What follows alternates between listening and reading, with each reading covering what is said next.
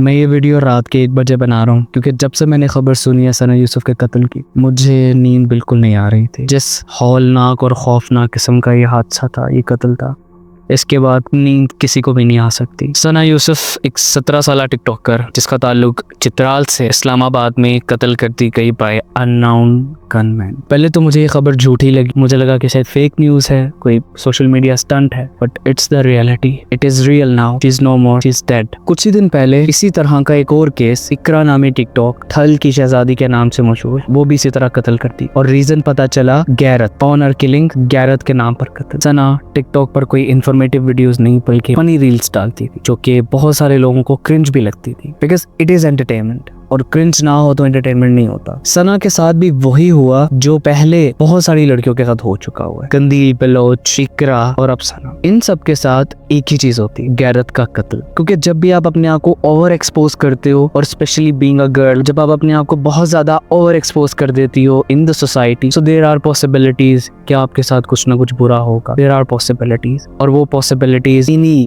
Forms के अंदर express होती हैं, इन्हीं फॉर्म्स के अंदर एग्जीक्यूट होती हैं और वो हम ये सब देखते आए हैं। टिकटॉक पाकिस्तान के लिए जहरे कातिल साबित हो चुका है, इसमें कोई ढकी छुपी बात नहीं है। आप सब भी जानते हैं, मैं भी जानता हूँ कि टिकटॉक पर इतना गंद मौजूद है। टिकटॉक और इंस्टाग्राम पर रील्स बनाना गुनाह नहीं है, मगर आप किस फॉर्म के अंदर उसको बना रही हो, आप सोसाइटी को क्या मैसेज दे रही हो, क्या चीज इन्फ्लुएंस और प्रीच करने की कोशिश कर रही हो, इससे बहुत ज्यादा इम्पैक्ट आता है। सना का कंटेंट भी उठा के देखे तो उसमें कोई ऐसी चीज नहीं मिलती कि जो बहुत ही वाव और आउट ऑफ द बॉक्स हो। ऑल इन ऑल ना हम लोग सोशल मीडिया को हम सोशल मीडिया को यूज करने का तरीका भूल गए।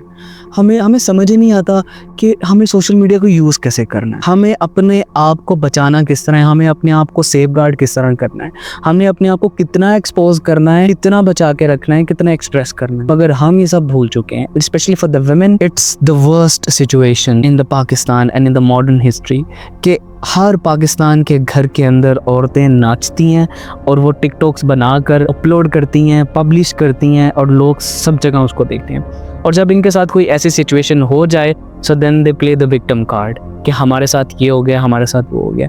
ऑफ कोर्स किसी का भी कत्ल जायज़ नहीं है, कत्ल किसी का भी हम उसको जस्टिफाई नहीं कर सकते। हम किसी एक्स्ट्रा जुडिशियल एक्टिविटी को किसी भी सूरत में हम उसको जस्टिफाई नहीं कर सकते। मगर इस टिकटॉक ने कितनी जिंदगियां बर्बाद की हैं हम सबको पता है। और ये पहला केस नहीं है, हमें मनाहिल मलिक की स्टोरी का पता है, हमें शाहताज खान की स्टोरी का पता है कि इनकी वीडियो और ऑडियो लीक्स कैसे हुई। इसके अलावा डिफरेंट इंस्टाग्राम मॉडल्स जो पाकिस्तान में, उनके साथ क्या होता रहा है, उनकी किस तरह से वीडियो लीक्स होती रही, हमें सब पता है, हम सब देख चुके हैं। मगर फिर भी बीइंग लिबरल और मॉडर्न होने के चक्कर में अपने आप को ओवर एक्सपोज करते हुए हम अपनी लड़कियों को, अपने बेटियों को, अपनी बहनों को हम इस गंद में धकेल रहे हैं कि जिसका नतीजा इतना भयानक है कि हमें इतनी ज़्यादा आउटकम्स और इतने ज़्यादा एविडेंस होने के बावजूद भी हमें निशानदेही करने में बहुत ज़्यादा दुश्वारी का सामना है। हम आंखें बंद करके बैठे हुए हैं, हम कबूल ही नहीं करना चाहते कि हाँ ये चीज़ गलत है, ये नॉर्म्स के खिलाफ है। हमें इतना मॉडर्न होना है और हमें इतना ट्रेडिशनल रहना है। बात सिर्फ टिकटॉक वीडियोस बनाने तक नहीं है, बात इससे बहुत ज़्यादा आगे है। ये बात शुरू होती है टिकटॉक वीडियोस बनाने तक, फिर आपकी दोस्तियां बढ़ती हैं, फिर आपके ताल्लुकात बढ़ते हैं और अगर आप किसी पुअर बैकग्राउंड से आते हैं तो आपको पैसा भी चाहिए होता है और टिकटॉक लाइव ये सारी की सारी आपको सहूलियात देता है।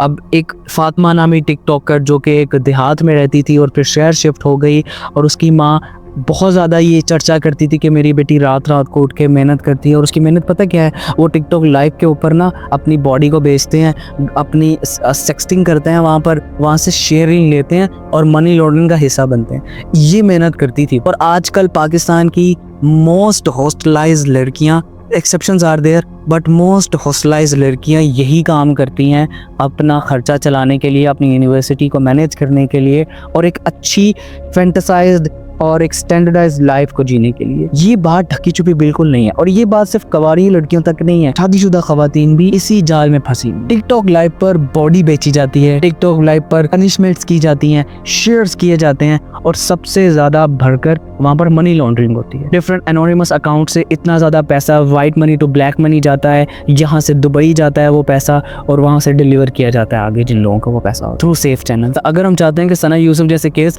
मजीद ना हो, so we really need to accept the reality. हमें अपनी बहन बेटियों और इवन लड़कों पर भी चेक रखना होगा कि वो करते क्या हैं।